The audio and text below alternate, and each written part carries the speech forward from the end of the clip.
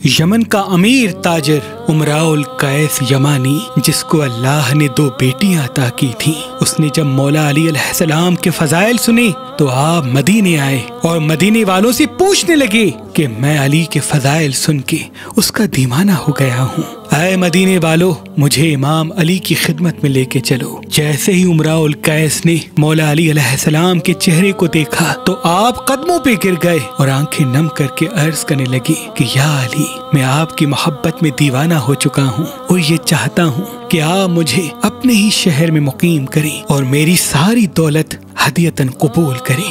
امام علی علیہ السلام نے فرمایا، اے امراء قیس یمانی، تمہاری ساری دولت تمہاری دونوں بیٹیوں کی ہے، اس کو برابر تقسیم کر دو اور یہاں مدینے میں رہنا شروع کر دو۔ پھر وہ عرض کرتا ہے، یا علی، میں نے آپ کے حکم کو اپنی سر آنکھوں پہ رکھا، لیکن اب میرا بھی ایک عرض قبول کیجیے۔ میں چاہتا ہوں کہ میری دونوں بیٹیاں آپ اپنے دونوں بیٹوں کے حرم میں لے لیں، میری بڑی بیٹی کو اپنے بڑے بیٹے حسن کے لیے اور میری چھوٹی بیٹی رملہ کو اپنے بیٹے حسین کے لیے۔ امام علی علیہ السلام نے ان دونوں شہزادیوں کے رشتے قبول کیے اور بڑی بیٹی کا نام ام فرواہ رکھا اور امام حسن سے اس کا نکاح کروایا، اور چھوٹی بیٹی کا نام بی بی ام رباب رکھا اور امام حسین کا ان سے نکاح کروایا۔ اور پھر مدینے میں ایک بہت بڑا گھر امام علی علیہ السلام نے ان کا بنایا اور وہ وہیں رہنے لگے۔ امراء قیس اپنی پوری دولت اپنی دونوں بیٹیوں میں برابر تقسیم کرتے ہیں، پھر وہ اپنی زوجہ کے ساتھ مدینے میں رہتے ہیں۔ آپ کی اور آپ کی زوجہ کی قبر آج بھی جنت البقیع میں موجود ہے۔ بی بی رباب امام حسین علیہ السلام کے نکاح میں آتی ہیں تو آپ کی سخاوت پورے عرب میں مشہور ہونے لگتی ہے۔ آپ کے گھر سے کوئی بھی سوالی خالی نہیں جاتا۔ بی بی رباب بہت ہی کم گفتگو کرتی تھی، یہاں تک کہ اگر کوئی آپ سے سوال کرتا تھا تو آپ امام حسین کو مسکرا کے دیکھتی تھی اور دل ہی دل میں یہ چاہتی تھی کہ اس سوال کا جواب آپ کے امام حسین خود دیں۔ اور امام حسین بھی بی بی رباب سے اتنی محبت کرتے تھے کہ جب بی بی رباب اپنے والد کے گھر جاتی تھی تو آپ فرماتے تھے کہ مجھے وہ گھر اچھا نہیں لگتا جس گھر میں رباب اور سکینہ موجود نہ ہوں۔ تاریخ 20 رجب 56 ہجری کو مدینے میں اللہ پاک نے امام حسین اور بی بی رباب کو ایک بیٹی عطا کی جس کا نام امام حسین نے سکینہ رکھا، اور 9 رجب 60 ہجری مدینے میں اللہ پاک نے امام حسین اور بی بی رباب کو ایک بیٹا عطا کیا جس کا نام آپ نے علی اصغر رکھا۔ بس دور بدلتا رہا اور امام حسین نے مدینہ چھوڑنے کا فیصلہ کیا۔ یہ خبر جب بی بی ام رباب تک پہنچی تو آپ نے عرض کیا، اے میرے آقا حسین، میں اپنی پوری دولت آپ کے قدموں میں قربان کرنا چاہتی ہوں۔ امام حسین نے فرمایا، ہمارے گھرانے میں یتیم بیٹیوں کی دولت پر حق جتایا نہیں کرتے، اے ام رباب اس دولت پہ تمہارا حق ہے۔ بس تمام بیبیاں امام حسین کے ساتھ قافلے میں شامل ہوتی ہیں اور یوں یہ قافلہ مدینے سے باہر نکلتا ہے۔ جب یہ قافلہ مدینے سے نکلا تب بی بی سکینہ کی عمر مبارک 3 برس 7 ماہ اور 4 دن کی تھی اور معصوم علی اصغر کی عمر مبارک صرف 18 دن کی تھی۔ جابر ابن میثم فرماتے ہیں، جیسے ہی امام حسین کا قافلہ مدینے سے باہر نکلا کہ جیسے 2 الگ الگ قافلے چل رہے ہوں، ایک وہ قافلہ جس میں پورا بنی ہاشم تھا اور دوسرا وہ قافلہ جو امام حسین کے قافلے کے پیچھے آ رہا تھا جس میں جناب رباب اور ان کے خادمین تھے۔ بس جیسے ہی یہ قافلہ مکے پہنچتا ہے، امام حسین بی بی رباب سے فرماتے ہیں، اے رباب اپنے تمام خادمین کو واپس مدینے بھیج دو، کیونکہ اب ہم مکے سے اپنا وعدہ نبھانے کے لیے جا رہے ہیں۔ اور جب 6 ماہ کے بعد یہ قافلہ مدینے سے مکہ اور مکہ سے کربلا کا سفر کر کے پہنچتا ہے تو نواسائے رسول پہ ظلم کی انتہا ہو جاتی ہے۔ 2 محرم 61 ہجری کو کربلا پہنچتے ہیں۔ 7 محرم کو آپ کا پانی بند کیا جاتا ہے اور یوں بچے التش پکارنے لگتے ہیں۔ جب 9 محرم کی رات آتی ہے تو بچوں کے خشک منہ ایسے کھلتے ایسے بند ہوتے ہیں جیسے مچھلیاں پانی کے بغیر تڑپتی ہیں۔ بس کربلا کی مائیں اپنے بچے کو وصیت کرتی ہیں، ویسے ہی بی بی رباب علی اصغر کو سینے سے لگاتی ہیں اور کہتی ہیں، اے میرے اصغر، سب کے بیٹے جوان ہیں لیکن تیری عمر صرف 6 ماہ کی ہے۔ اے میرے بیٹے مجھے قیامت میں اپنی دادی فاطمہ کے سامنے پشیمان نہ کرنا، کل ایسی قربانی دینا کہ قیامت تک میں سرخرو ہو جاؤں۔ بس صبح کا سورج طلوع ہوتا ہے، ہر کوئی شہید ہونے کے لیے میدان میں جاتا رہتا ہے، یہاں تک کہ امام حسین علیہ السلام تنہا رہ جاتے ہیں۔ بس آپ میدان میں آ کے کہتے ہیں حل من ناصر ینصرنا۔ تاریخ نے لکھا آسمان تڑپنے لگا، زمین ہلنے لگی، اور وہاں خیمے میں جھولے سے علی اصغر خود کو زمین پہ گرا دیتے ہیں۔ بیبیوں کے رونے کی آواز بلند ہوتی ہے، امام حسین خیمے میں آتے ہیں اور کہتے ہیں اے زینب و رباب، ابھی میں زندہ ہوں، تمہارے رونے کی آواز باہر تک آ رہی ہے۔ اتنے میں بی بی رباب علی اصغر کو گود میں اٹھا کے امام حسین کے پاس لے کے آتی ہے اور کہتی ہے اے میرے آقا، جیسے ہی آپ نے کہا کہ ہے کوئی مجھ غریب کی مدد کرنے والا، اس بچے نے اپنے آپ کو جھولے سے گرا دیا۔ امام حسین نے علی اصغر کے چہرے کو دیکھا، پیشانی کا بوسہ لیا اور پھر علی اصغر کو زمین پہ رکھتے ہیں۔ بی بی رباب دیکھتی ہیں جیسے کفن میں کسی بچے کو لپیٹا جاتا ہے، ویسے علی اصغر کو لپیٹ کر امام حسین سینے سے لگاتے ہیں اور فرماتے ہیں میں علی اصغر کو پانی پلا کے آتا ہوں۔ آپ خیمے سے باہر نکلتے ہیں، تمام بیبیوں کے ساتھ بی بی رباب بھی خیمے سے یہ منظر دیکھ رہی ہوتی ہیں۔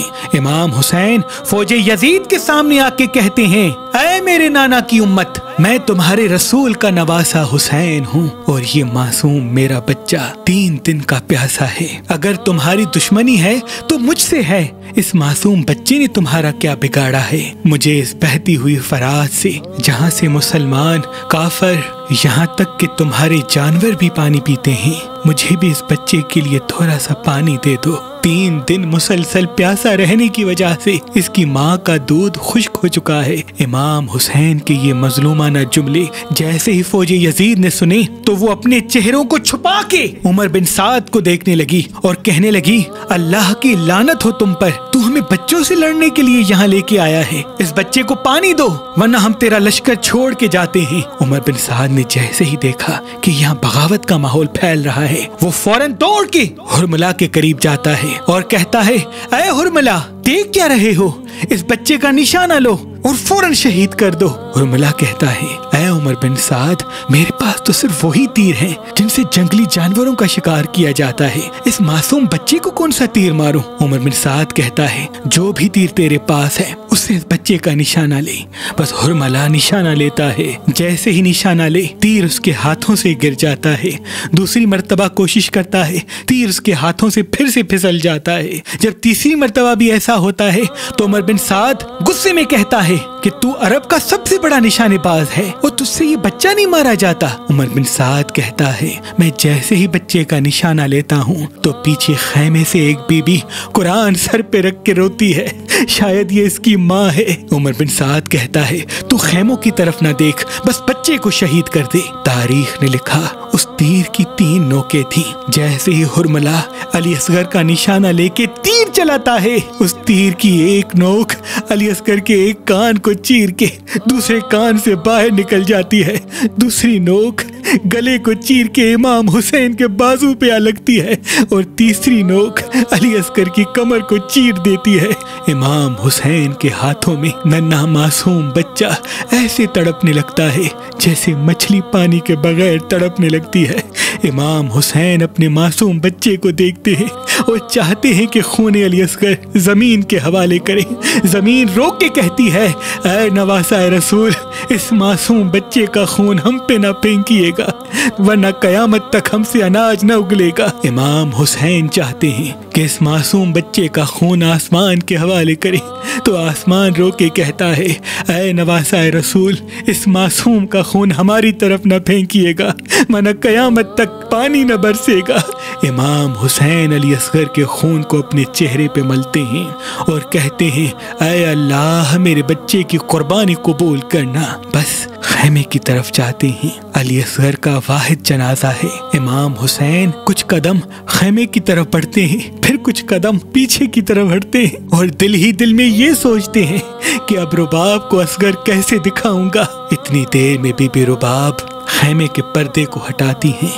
امام حسین نے جیسے ہی بی بی رباب کو دیکھا تو فرماتے ہیں اے رباب میں کون ہوں؟ بی بی رباب فرماتی ہیں آپ میرے آقا ہیں، مولا ہیں، میرے وارث ہیں۔ امام حسین اپنی آنکھیں نم کر کے اپنی ابا کو جیسے ہی ہٹاتے ہیں بی بی رباب چیخ کے روتی ہیں اور کہتی ہیں اے اللہ یہ کیسے ظالم لوگ ہیں کہ 6 ماہ کے بچے پہ بھی رحم نہیں کرتے۔ امام حسین نے بی بی رباب اور معصوم سکینہ کو دلاسا دیا اور پھر فرمایا اے رباب خیمے کے پیچھے اس معصوم بچے کی قبر بنا دیتے ہیں۔ امام حسین اپنے معصوم بچے کو ذوالفقار سے قبر کھود کر کربلا کی گرم زمین میں دفن کر دیتے ہیں اور میدان کی طرف پلٹ کے شہادت کا جام پی لیتے ہیں۔ بس شہادت امام حسین کے بعد فوج یزید نے خیام کو جلا دیا، بیبیوں کے سروں سے چادروں کو لوٹ لیا۔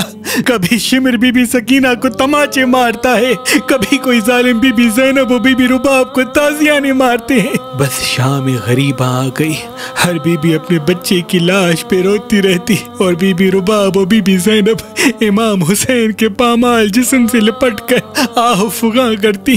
رات ڈھلنے لگی اور 11 محرم کا سورج طلوع ہوا۔ عمر بن سعد نے کہا تمام شہیدوں کے سر کاٹو، اب ہمیں کوفے سے ہوتے ہوئے شام تک جانا ہے اور یزید کو یہ دکھانا ہے کہ ہم نے آل محمد کے بڑے اور چھوٹے کسی بھی جوان پہ رحم نہیں کیا، سب کے سر کاٹے جاتے ہیں اور نیزے پہ سوار کیے جاتے ہیں۔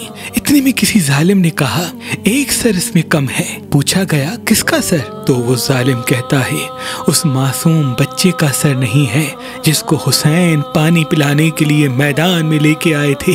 عمر بن سعد کہتا ہے جاؤ نیزے ہاتھ میں لو اور کربلا کی زمین پہ مارتے رہو، یہیں کہیں حسین نے تدفین کیا ہوگا۔ بس جلے ہوئے خیموں کی راکھ پر فوج یزید نیزے مارتی رہتی ہے۔ بس ایک نیزہ جیسے ہی زمین پہ لگ کے آسمان کی طرف بلند ہوتا ہے تو اس پہ معصوم علی اصغر کا جسم بھی پرواز کرنے لگتا ہے۔ بی بی رباب نے جیسے ہی اپنے بچے کے جسم کو نیزے پر دیکھا تو امام حسین کی لاش کو لپٹ کے روتی ہیں۔ اتنے میں وہ ظالم علی اصغر کے معصوم جسم کو زمین پہ رکھتا ہے اور خنجر نکال کے آپ کا سر تن سے جدا کرتا ہے، جسم کو وہیں دھوپ پہ چھوڑ دیتا ہے اور کٹے ہوئے سر کو نیزے پہ سوار کرتا ہے۔ بی بی رباب آسمان کی طرف دیکھ کے فریاد کرتی ہے کہ اے اللہ میرے حسین اور میرے بچے کا جسم دھوپ میں پڑا ہے، اب جب تک یہ رباب زندہ رہے گی نہ ٹھنڈا پانی پیے گی اور نہ ہی کبھی سائے میں بیٹھے گی۔ بس شمر آ کے بی بی رباب و بی بی سکینہ کو تازیانے مارتا ہے اور قیدی بنا کے کوفہ و شام کی طرف آل محمد کو لے جایا جاتا ہے۔ بس وہ بیبیاں قید ہو کے کوفہ پہنچتی ہیں اور کوفہ سے شام آتی ہیں۔ شام کے قید خانے میں بی بی رباب سے بی بی سکینہ کو الگ کیا جاتا ہے۔ وہاں بی بی سکینہ اپنے بابا کو یاد کر کے روتی ہیں اور یہاں بی بی رباب کبھی امام حسین کو یاد کرتی ہیں، کبھی اپنے معصوم علی اصغر کو روتی ہیں اور کبھی اپنے 4 سالہ بیٹی کی غربت پہ آنسو بہاتی ہیں۔ بس جیسے ہی بی بی سکینہ کی شہادت ہوتی ہے آپ بی بی سکینہ کے جسم سے لپٹی ہوئی مسلسل روتی رہتی ہیں۔ امام سجاد علیہ السلام نے 3 دنوں کا پانی قید خانے میں اکٹھا مانگا تاکہ وہ بی بی سکینہ کو غسل دلوا سکیں۔ بس جیسے ہی بی بی زینب اور بی بی ام رباب اور بی بی فضہ مل کے بی بی سکینہ کو غسل دیتی ہیں، اتنی دیر میں بی بی رباب چیخ کے روتی ہیں، بی بی زینب ان کو دلاسا دیتی ہیں۔ امام سجاد نے جیسے ہی یہ آواز سنی تو بی بی زینب کو طلب کیا اور فرمانے لگے کہ اے میری ماں بیبیاں کیوں رو رہی ہیں؟ بی بی زینب نے فرمایا اے سجاد تمہاری چھوٹی بہن کربلا سے لے کے کوفہ تک، کوفہ سے لے کے شام تک ایک ہی لباس میں قیدی رہی ہے۔ کبھی ان کو شمر کے تازیانے لگتے تھے، کبھی ان کو اونٹ سے کرایا جاتا تھا۔ اے سجاد ہم جیسے ہی غسل کے لیے سکینہ کا لباس اتارتے ہیں تو بی بی سکینہ کے لباس کے ساتھ ان کی کھال بھی اتر آتی ہے، یہ منظر رباب سے دیکھا نہیں جاتا۔ امام سجاد فرماتے ہیں اللہ کی مرضی یہ ہے کہ میری بہن سکینہ کو اسی لباس میں تدفین کیا جائے۔ बस बीबी सकीना की कब्र बनाई जाती है और बिलाखिर सालों की कैद के बाद जब बीबियों को रिहाई मिलती है तो सारी बीबियां बीबी सकीना की कब्र पे आके अलविदा कहती हैं। बीबी रुबाब अपने आप को बीबी सकीना की कब्र पे गिरा देती हैं और ज़ारो कतार रोती हैं और कहती हैं, ऐ सकीना, तेरे बाबा ने वसीयत की थी कि मेरी इस बेटी का ख्याल रखना, अब तुझे मैं तन्हा यहाँ कैसे छोड़ के जाऊं। बीबी ज़ैनब इमाम सज्जाद बीबी रुबाब को दिलासा देते हैं और ये शाम वालों को वसीयत करते हैं कि बीबी सकीना की कब्र पे रोज चिराग जलाया करो और फिर करबला से होते हुए मदीने वापस आते हैं। जैसे ही बीबी रुबाब मदीने आती है तो अपनी पूरी दौलत इमाम हुसैन की मजलूमियत लोगों में बयान करने के लिए कुर्बान कर देती है। आप वो मोहतरमा हैं जिन्होंने मजलिस करवाने और मजलिस में न्याज का एहतमाम करवाने का रिवाज आम किया। मदीने में लोग दूर दूर से आते और इमाम हुसैन के मसाइब सुनते और बीबी रुबाब का न्याज खाते। बस कुछ वक्त गुजरा तो मक्के का एक आलिम दर्स के लिए इमाम सज्जाद की खिदमत में आता है। इमाम सज्जाद अलैहिस्सलाम के घर में जैसे ही वो दाखिल होता है तो उसका गुजर सहन से होता है। वो देखे एक बीबी धूप में बैठी हुई रो रही है। वो तालिब इल्म इमाम सज्जाद की खिदमत में आके अपने सवालात करता है, जवाबात हासिल करता है और फिर जब जाने का वक्त होता है, जैसे ही फिर से सहन से गुजरे तो वो ज़ईफ़ा जहाँ साया आ गया था वहाँ से उठ के जहाँ धूप है वहाँ आके फिर बैठी होती है। बस वो घर से बाहर आके इमाम सज्जाद से दस्ते अदब जोड़ के एक अर्ज करता है कि ऐ इमाम वक्त, मैंने आपके घर में एक अजीब मंजर देखा कि एक ज़ईफ़ा थी जो धूप में बैठी हुई थी।